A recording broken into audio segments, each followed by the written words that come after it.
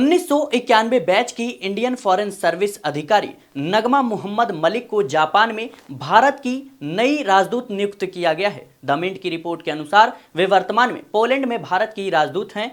सरकार ने 16 अक्टूबर को उनकी नई नियुक्ति की घोषणा करते हुए कहा कि वे शीघ्र ही अपना कार्यभार संभालेंगी। नगमा मलिक ने 1991 में इंडियन फॉरेन सर्विस में प्रवेश किया था। उन्होंने अंग्रेजी साहित्य में स्नातक और समाज शास्त्र में प्रस्नातक की डिग्री प्राप्त की। सरकारी वेबसाइट पर उपलब्ध उनके प्रोफाइल के अनुसार वे अंग्रेजी, फ्रेंच, हिंदी, उर्दू और मलयालम भाषाएं बोलती हैं। मलिक ने अपना राजनयिक करियर पेरिस से शुरू किया, जहां उन्होंने भारतीय दूतावास और यूनेस्को में भारत के मिशन में कार्य किया। उन्होंने नई दिल्ली में भी भारत सरकार के विभिन्न विभागों में सेवाएं दी। विदेश मंत्रालय के पश्चिम यूरोप विभाग में डेस्क ऑफिसर के रूप में और बाद में प्रधानमंत्री IK गुजराल के कार्यकाल के दौरान प्रधानमंत्री कार्यालय यानी PMO में उनके निजी स्टाफ का हिस्सा रही। 1957-58 के दौरान PMO में अपने कार्यकाल के बाद वे भारत की पहली महिला डिप्टी चीफ ऑफ प्रोटोकॉल बनी। इसके बाद उन्होंने नेपाल और श्रीलंका में भारतीय दूतावासों में क्रमशः फर्स्ट सेक्रेटरी और